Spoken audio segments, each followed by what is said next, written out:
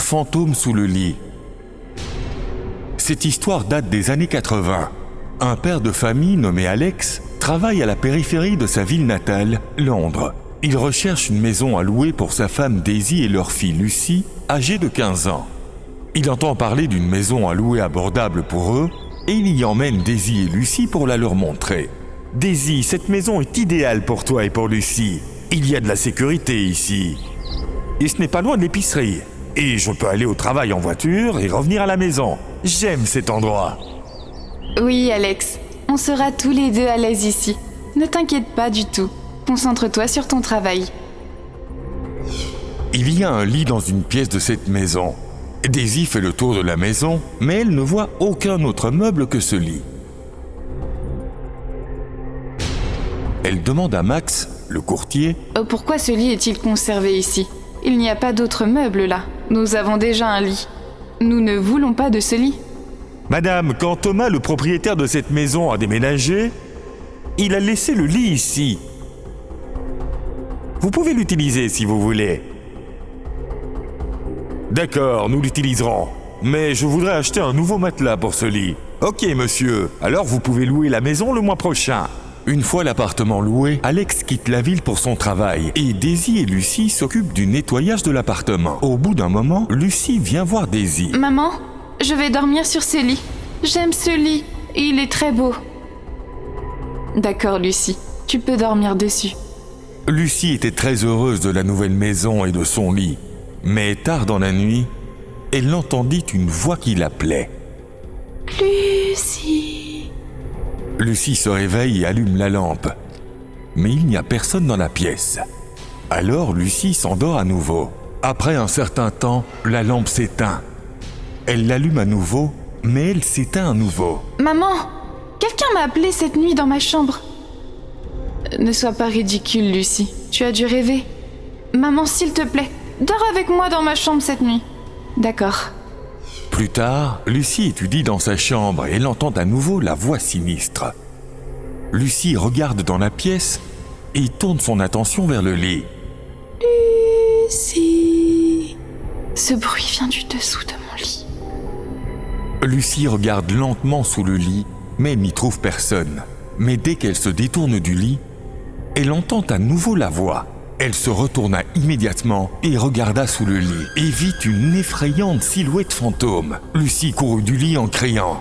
Elle ne pouvait pas courir assez vite. De longs bras surgirent du dessous du lit et l'attrapèrent. Elle hurle alors qu'elle est traînée en arrière. « Maman, sauve-moi, maman !» Puis Daisy entra dans la pièce. « Que se passe-t-il, Lucy ? Que se passe-t-il ? Pourquoi pleures-tu ?»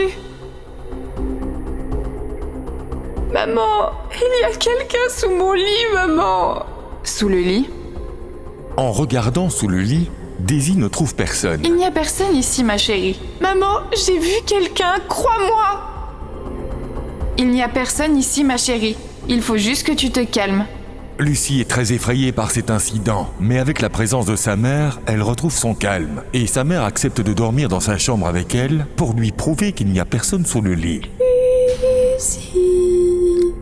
Lorsque Lucy allume la lampe et regarde sous le lit, une âme terrifiante la regarde. Elle pousse un grand cri, puis s'évanouit. Daisy se réveille et essaye de réveiller Lucy. « Lève-toi, Lucy! Lucy, que t'est-il arrivé? Réveille-toi, ma chérie !» Les yeux de Lucy s'ouvrent, mais elle ne dit rien du tout. Elle est complètement silencieuse et reste assise dans la chambre toute la journée sans sortir pour se nourrir. Daisy s'inquiète pour Lucy. Elle téléphone à Max, le courtier, et lui demande de venir immédiatement. Elle le rejoint dans le jardin. Y a-t-il eu un incident dans cette maison ? Écoutez, ne mentez pas. Vous ne connaissez pas l'état de ma petite fille. Il y a quelque chose qui ne va pas dans cette pièce. Pendant ce temps, Lucy est assise toute silencieuse dans sa chambre et elle entend à nouveau une voix. Lucy. Lucy se lève. La porte de la chambre se ferme automatiquement.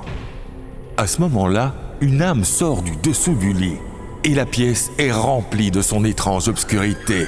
Cette âme était un fantôme. Elle avait un visage épouvantable.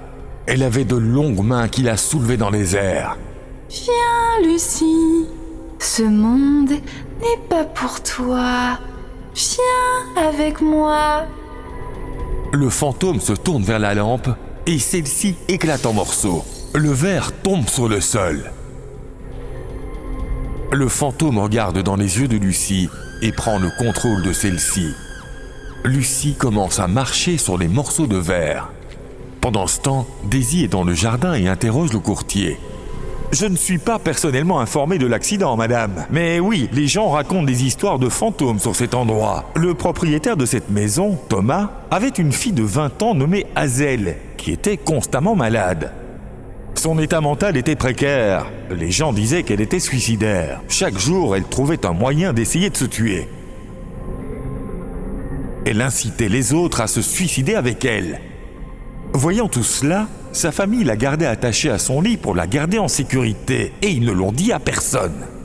Mais une nuit, elle s'est tuée en se frappant la tête sur le lit. Et après cela, un par un, tous les membres de la famille de Thomas se sont également suicidés. Seul Thomas a survécu, et il est parti. Mais personne ne peut dire si ces rumeurs sont vraies ou non. Oh non! J'ai laissé ma fille dans cette pièce! Daisy court du jardin jusqu'à la maison.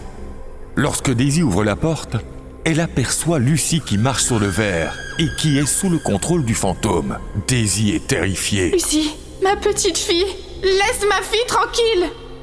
Ce fantôme maléfique regarde Daisy et en faisant léviter tous les morceaux de verre dans l'air, il les projette vers Daisy. Daisy est gravement blessée. Lucie, tu viens avec moi, tu sais quoi faire.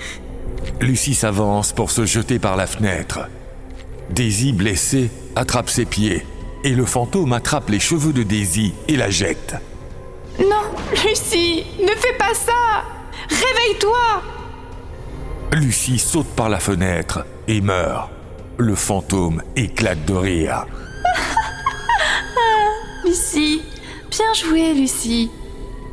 Je m'attendais à ça de ta part.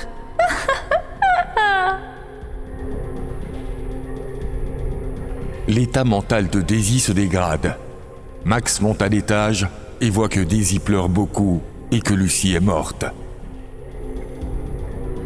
Il informe Alex et celui-ci rentre à la maison et pleure beaucoup. Il a tué ma fille. Ma fille s'est aussi suicidée. Je dois aussi mourir. Tout le monde doit mourir. Cependant, le fantôme la regarde. La fin.